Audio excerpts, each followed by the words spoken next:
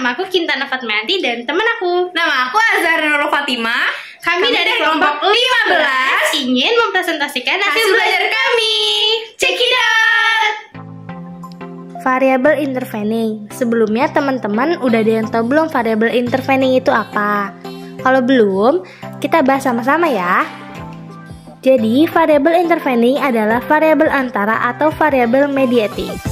Model regresi linear dengan variabel intervening merupakan hubungan bertingkat sehingga jika dengan analisis regresi harus menggunakan analisis jalur atau disarankan menggunakan metode structural equation modeling atau bisa kita singkat jadi SEM. Metode SEM bisa dengan menggunakan program Amos atau ListRel. Para ahli juga memberikan pendapatnya mengenai pengertian variabel intervening.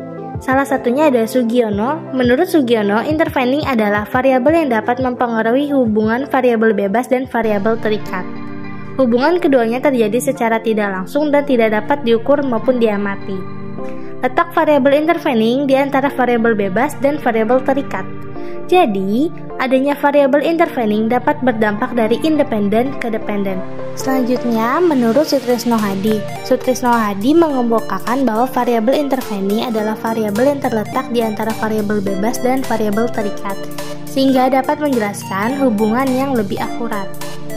Selanjutnya, Miftah Huda. Menurut Miftah Huda, variabel intervening adalah variabel yang memediasi hubungan antara variabel bebas dan variabel terikat dan mempunyai pengaruh langsung terhadap variabel terikat. Nah, dari beberapa penjelasan para ahli di atas dapat disimpulkan bahwa variabel intervening adalah variabel yang terletak di antara variabel bebas dan variabel terikat, sehingga dapat menjelaskan hubungan yang lebih akurat. Dan variabel intervening adalah variabel yang memediasi hubungan antara variabel bebas dan variabel terikat, yang mempunyai pengaruh langsung terhadap variabel terikat. Selanjutnya, bagan variabel intervening. Bisa teman-teman lihat langsung pada bagan yang ada di samping. Nah, dari bagian samping tuh bisa kita jelasin bahwa earns dapat berpengaruh langsung terhadap income, tetapi juga dapat berpengaruh tidak langsung yaitu lewat variabel wealth lebih dahulu baru ke income.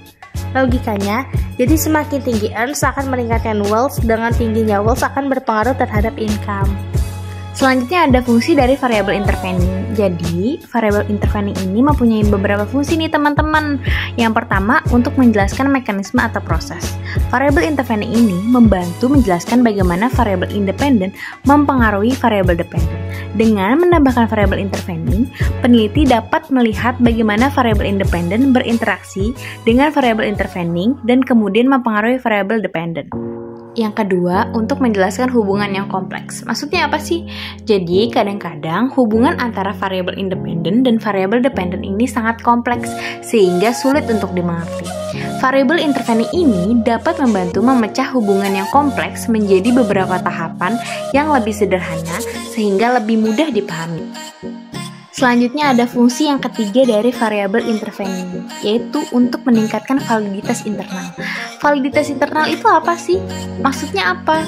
Jadi, dengan menggunakan variabel intervening ini, peneliti dapat meningkatkan validitas internal penelitian mereka. Validitas internal sendiri merupakan ukuran seberapa baik suatu penelitian mengukur hubungan antara variabel independen dan variabel dependen. Dengan memasukkan variabel intervening, peneliti dapat memastikan bahwa hubungan antara variabel independen dan variabel dependen yang diukur benar-benar ada dan tidak terdistorsi oleh faktor lain yang tidak diinginkan.